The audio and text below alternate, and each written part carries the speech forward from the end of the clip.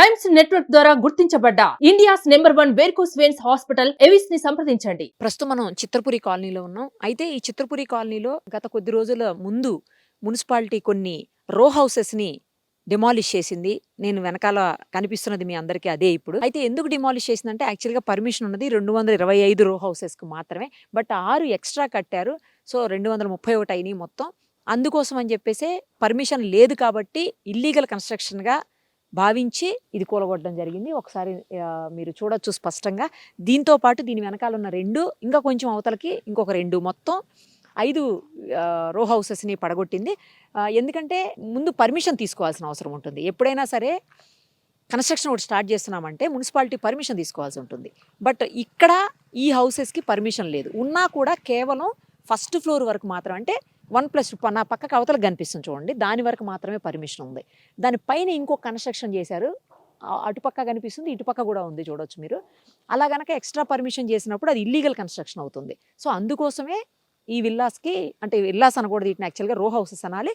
ఈ రో హౌసెస్‌కి పడగొట్టి ఆల్రెడీ ఇప్పటికి ఉంటున్న వాళ్ళకి మాత్రం నోటీసెస్‌లు సర్వ్ చేసి వెళ్ళారు. సో వాళ్ళు తీసుకుంటారా, లేకపోతే ఇవి కూడా పడగొడతారా అనే యాంగిల్‌లో మరిక అధికారులు ఆలోచించాల్సిన అవసరం ఉంటుంది. అయితే ఇప్పటికే ఈ రో హౌసెస్‌లో 5 పడగొట్టి ఒకటి ఎందుకు ఉంచారంటే అందులో ఇప్పుడు నివాసం ఉంటున్నారు కాబట్టి వాళ్ళకి ముందుగానే హెచ్చరిక చేసి మీరు త్వరలో ఖాళీ చేయాలి, ఇది కూడా పడగొడతామని చెప్పేసి చెప్పెళ్ళినటువంటి సిచ్యుయేషను. ప్రస్తుతం మనతో పాటు ఉన్నారు. ఇక్కడ ఈ సొసైటీకి సంబంధించి ఇది ఒక ఎప్పుడో సొసైటీగా ఫామ్ అయింది, మనందరికీ తెలుసు. అనిల్ కుమార్ గారు వల్లభనేని, ఒక్కసారి ఆయనతో మాట్లాడదాం, ఫుల్ డీటెయిల్స్ అన్నీ కూడా తెలుసుకునే ప్రయత్నం చేద్దాము. అనిల్ గారు నమస్తే అండి. ఏం జరిగింది, ఎందుకు అంటే పర్మిషన్ లేకుండా అసలు ఎట్లా కట్టారు? మరి 225కు పర్మిషన్ ఉంటే 231 ఎలా కట్టారు, అంటే 6 ఎక్స్ట్రా ఎలా కట్టారు? అంటే ఈ చిత్రపురిలో ఇది 67 ఎకరాల 16 గుంటల లేఅవుట్ అండి. అప్పట్లో 225 రోజులకి పర్మిషన్ ఇచ్చిన మాట వాస్తవం. తర్వాత మన డ్రాయింగ్కి అనుకూలంగా ఇక్కడ, అంటే ఏదైతే గవర్నమెంట్ నామ్స్ ప్రకారం సెట్ బ్యాక్స్ వదలాలో ఆ సెట్ బ్యాక్స్కి కన్నా ఎక్కువ స్పేసే వదలటం జరిగింది అప్పట్లో. అప్పుడంటే కొండ కాబట్టి ఇంకా ఆ స్థలం ఎలా ఉంటుంది ఏదని తెలియలేదు కాబట్టి అప్పుడు తెలియలేదు. ఇప్పుడు ఉన్న యాక్చువల్ గ్రౌండ్ లెవెల్లో ఉన్నాం కాబట్టి ఆ పొజిషన్ ప్రకారం ఇంకా ఒక 26 రోజులు ఎక్స్ట్రా రావాలని అప్పట్లోనే అప్లై చేశారు, 2016లోనే.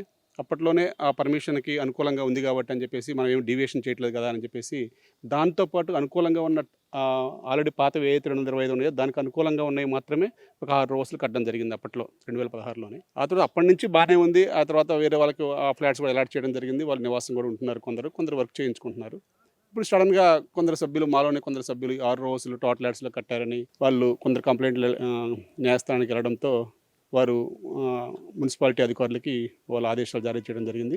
దానికి అనుగుణంగానే 2022లోనే వచ్చి ఒకసారి కొట్టేశారు. 2022లోనే నెక్స్ట్ వచ్చి కొట్టేసి మాకు ఇంటిమేషన్ ఇచ్చెళ్ళారు. అప్పుడు మేము రివైజ్డ్ పర్మిషన్ అప్లై చేసుకున్నాం. అప్పుడే మొత్తం 225 ప్లస్ ఇంకొక 26 రోజులకి మొత్తం కూడా రివైజ్డ్ అప్లై చేశాము. అలాగే దాంతోపాటుగా ఇప్పుడు ఏదైతే అందరూ అంటున్నారో G+1 అని, అప్పుడు ఒరిజినల్గా జీవో ప్రకారం కానీ మాకు అప్పుడు 2009లో హెచ్ఎండిఏ పర్మిషన్ అయితే 225 రోజులకి 1+1 1536 ఎస్ఎఫ్టీకి పర్మిషన్ ఉంది. అఫీషియల్గా హెచ్ఎండిఏ పర్మిషన్ ఇచ్చింది 225 రోజులకి. ఆ తర్వాత ఇక్కడ ఉన్న సభ్యులు లేకపోతే G+2 కట్టుకుంటే బాగుంటుంది, మళ్ళీ కట్టలేని ఉద్దేశంతో అప్పుడే డ్రాయింగ్లో మార్చి రివైజ్డ్ అప్లై చేశారు. కానీ 2016లో ఏంటంటే ఇక్కడ టోటల్గా ఎన్విరాన్మెంటల్ పర్మిషన్ లేక అది ఆ పర్మిషన్ పెండింగ్ పెట్టుకుంటూ వచ్చారు. మేము వచ్చిన తర్వాత ఎన్విరాన్మెంటల్ పర్మిషన్ తీసుకురావడం జరిగింది. తర్వాత రివైజ్డ్ డ్రాయింగ్ కూడా అప్లై చేసాం. ఆ 225 రోజులకి 1536 ఎస్ఎఫ్టీ నుంచి 2250 ఎస్ఎఫ్టీకి మేము పర్మిషన్ అప్లై చేసాము. ఆ పర్మిషన్ హెచ్ఎండీలో పెండింగ్లో ఉంది. వారు పర్మిషన్ ఎప్పటికప్పుడు ప్రయత్నం చేస్తూ ఉంటే వారేమంటారంటే, మీరు ఇల్లీగల్గా కట్టుకొని మీరు కేసులు వేసుకొని, మీ సభ్యులు మీరు కేసులు వేసుకొని మీరు హెచ్ఎండిఏని పార్టీలు చేస్తున్నారు, తప్పు మీరు చేసి మమ్మల్ని అంటున్నారు, ముందు ఆ కేసులు విత్డ్రా చేసుకోరండి అంటున్నారు. సరే, ఇక కేసులు అంటే మీకు తెలియదు ఏముంది, న్యాయస్థానంలో ఉన్నప్పుడు మన చేతిలో ఉండదు కాబట్టి న్యాయస్థానం తీర్పుకి మనం కట్టుబడి ఉండాలి. సరే, తర్వాత సభ్యులందరూ కూడా ముందు అవి తీసేస్తే మిగతా 225 మందికైనా సరే 1530 ఎస్ఎఫ్టీ నుంచి 2250 ఎస్ఎఫ్టీ పర్మిషన్ వస్తుందని ఉద్దేశంతో మన మున్సిపాలిటీ వాళ్ళు కంపల్సరీ 6 రోజులు మీకు కూలగొడతామని చెప్పేసి వాళ్ళు నోటీస్ ఇవ్వడంతో మేము కూడా ఇక దానికోసం మిగతా వాళ్ళకన్నా న్యాయం చేయాలి, ఉన్న 225 మంది కన్నా న్యాయం జరగాలనే ఉద్దేశంతో వాటిని డిమోషన్ చేస్తామంటే చేసుకోండి మేము కూడా సొసైటీ సపోర్ట్ చేసింది. ఏది ఏమైనా ఇక్కడ 225 రోజులు మొత్తం కూడా కట్టిన మాట వాస్తవం, G+2 కట్టిన మాట వాస్తవం. అది కూడా మేము అఫీషియల్గా పర్మిషన్ రివైజ్డ్ అప్లై చేసాము. అతి త్వరలో ఆ పర్మిషన్ తీసుకురావడానికి మేము అన్ని విధాల ప్రయత్నం చేస్తున్నాం. ఏదైతే మున్సిపాలిటీ వాళ్ళు నోటీసులు ఇచ్చారో ఆ నోటీసుల మీద మేము న్యాయస్థానాన్ని ఆశ్రయించాము. ఆ తీర్పుకి మేము కట్టుబడి ఉంటాము. యాక్చువల్లీ ఇది చాలా తక్కువ కాస్ట్‌లో అప్పట్లో తీసుకున్నారని, ఇది ఇప్పుడైతే దగ్గర దగ్గర 2.5, 3 కోట్లు ఉంటుందని చెప్పేసి అంటున్నారు. ఇప్పుడు అంటే ఇదంతా పోయింది అంటే ఆల్మోస్ట్ ఒక్కొక్కటి ఎంత తక్కువ వేసుకున్నా కూడా 2 కోట్లు పోయినట్టే కదండీ! యాక్చువల్లీ అదేనండి బాధ. మా సభ్యులు కూడా అదే మేము చెప్పాము. యాక్చువల్లీ హెచ్ఎండి పర్మిషన్ అప్లై చేద్దాము, వాళ్ళు ఇవ్వకపోతే మేమే తీసేస్తామని కూడా ఎన్నోసార్లు చెప్పాము. ఈరోజు అది తీసివేయాలన్నా సరే సుమారు ఇప్పుడు 6 రోజులు కానీ ఇప్పుడు సుమారు 2.5 కోటి మన సొసైటీ డబ్బులు లాస్ అయినట్టే. ఈ ఆర్థిక పరిస్థితుల్లో ఇవన్నీ వద్దు మళ్ళీ అని కూడా చెప్పాము. అయినా సరే ఇక కొందరు సభ్యులు ఉంటారు కాబట్టి ఇక వారిని మనం ఏమి ఒప్పించలేక ఇక వారికి అనుకూలంగానే మేము సొసైటీ పనిచేద్దాం ఉద్దేశంతో 6 తీసేస్తామంటే మేము సహకరించాము. ఇప్పుడైతే మేము 225 రో హౌస్లు 1530 ఎస్ఎఫ్టీ నుంచి 2250 ఎస్ఎఫ్టీ పర్మిషన్ తీసుకురావడానికి హెచ్ఎండీలు ఆల్రెడీ అప్లై చేశాము. అది త్వరలో తీసుకొస్తామని చెప్పేసి వారందరూ కూడా తెలియజేయడం జరిగింది. కానీ ఈ 225 రో హౌస్‌లకు కూడా ఇప్పటికే నోటీసులు సర్వ్ చేశారని విన్నామండి మున్సిపాలిటీ వాళ్ళు. నిజమేనా? అవునండి. అంటే వారనేది ఏంటంటే మీకు G+1 2009లో ఏదైతే G+1 పర్మిషన్ ఉందో దాని ప్రకారమే ఉంచాలి. మిగతా దానికన్నా 2250 కూడా మీరు రివైజ్డ్ అప్లై చేసి అన్నారు. అంతకన్నా మించి కట్టారు చాలామంది. వాళ్ళవన్నీ కూడా తీసేస్తామని చెప్పేసి మనం నోటీసులు ఇవ్వడం జరిగింది. ఆ నోటీసులకు 15 రోజులు సమయం ఇచ్చారు. ఈ లోపే మేము న్యాయస్థానానికి వెళ్దామని చెప్పేసి మేమందరం అనుకున్నాము. న్యాయస్థానానికి వెళ్ళడం జరిగింది. ఆ తీర్పు కోసం మేము అంతిమంగా వెయిట్ చేస్తున్నాము. ఇప్పుడు పర్ఫెక్ట్‌గా వాళ్ళ రూల్స్, రెగ్యులేషన్స్ ప్రకారం నిర్మించినటువంటి విల్లాస్ ఎన్నున్నాయి? అదే రో హౌసెస్ ఎన్నున్నాయి? మొత్తం డివైడ్ చేశారా? లేకపోతే కొన్నైనా నామ్స్‌కి తగ్గట్టుగా ఉన్నాయా? అంటే హెచ్ఎండిఏ 2009 డ్రాయింగ్ ప్రకారం అయితే 225 ఎక్కువ కట్టామండి. 225 రో హౌసెస్ 1530 నుంచి 2250 ఎస్ఎఫ్టీ కట్టేసాము. దీంట్లో ఒక్కటి కూడా పాత డ్రాయింగ్ ప్రకారం ఒకటి కూడా లేదు.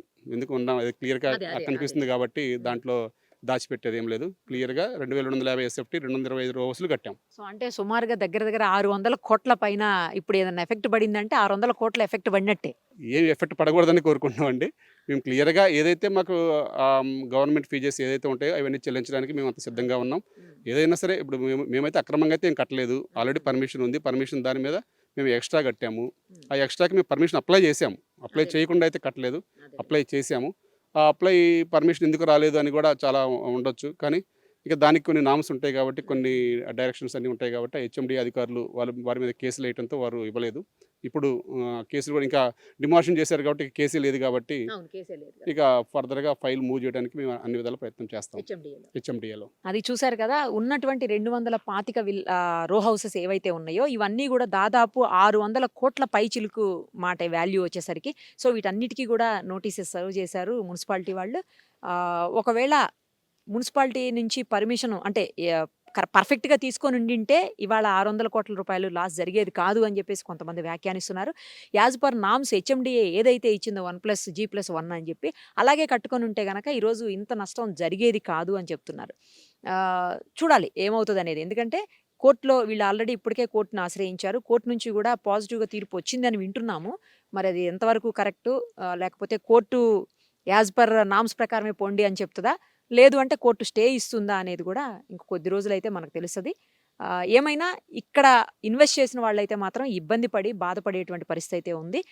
పాత ఏదైతే కమిటీ ఉందో ఆ కమిటీ హయాంలో జరిగినటువంటి ఇన్సిడెంట్స్ కాబట్టి ఈ కమిటీకి సంబంధం లేకపోయినప్పటికీ కూడా బట్ ఇప్పుడు ప్రజెంట్ వాళ్లే గనక వీటన్నిటికీ బాధ్యత వహించాల్సినటువంటి పరిస్థితి అయితే ఉంటుంది. సుమన్ టీవీలో మీ పర్సనల్ అండ్ బిజినెస్ ప్రమోషన్స్ కోసం కింది నెంబర్కి కాంటాక్ట్ చేయండి.